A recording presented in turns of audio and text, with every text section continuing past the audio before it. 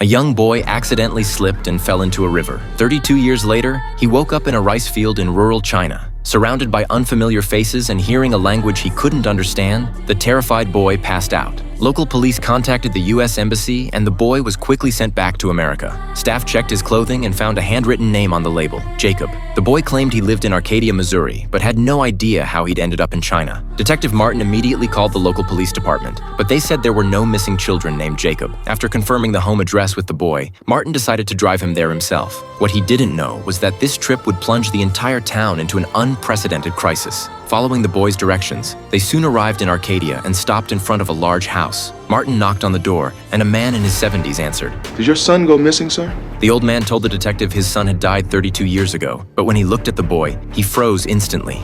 It's red and green and goes a million miles per hour. Frog in a blender.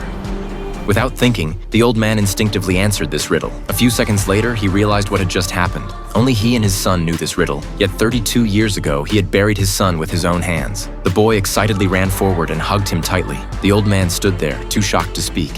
Honey, who is it?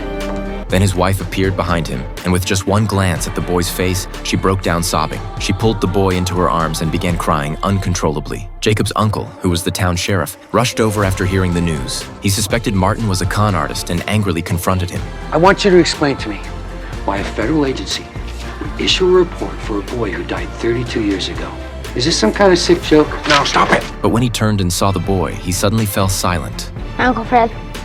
Unable to believe what he was seeing, the boy, perhaps thinking his uncle had come to arrest him, became extremely nervous and then had a seizure, collapsing to the ground. He was rushed to the hospital. The doctor began examining the boy but encountered something strange. She couldn't detect his heartbeat. At first, the doctor thought the stethoscope was broken, but after confirming it was working, she placed it on his chest again. This time, a heartbeat sounded, steady and normal. To definitively determine the boy's true identity, everyone decided to run a DNA test. But when the doctor returned to the room, the boy had vanished. Everyone frantically searched and finally spotted the boy at the front door. But when the boy saw them, he turned and ran into the woods, and his father chased after him without hesitation. As he followed the boy deeper into the forest, a strange feeling washed over him. This moment felt familiar, as if he'd experienced it before. Finally, the boy stopped under a tree. He reached into a hollow and pulled something out, a toy soldier. The old man recognized it immediately as the birthday gift he'd given his son when he turned 8. He knew the boy was proving his identity, but the old man couldn't accept it in his heart. Something about this child felt wrong. Soon, the DNA test results came back. The boy was indeed Jacob himself. Faced with these results, the old man naturally couldn't believe it.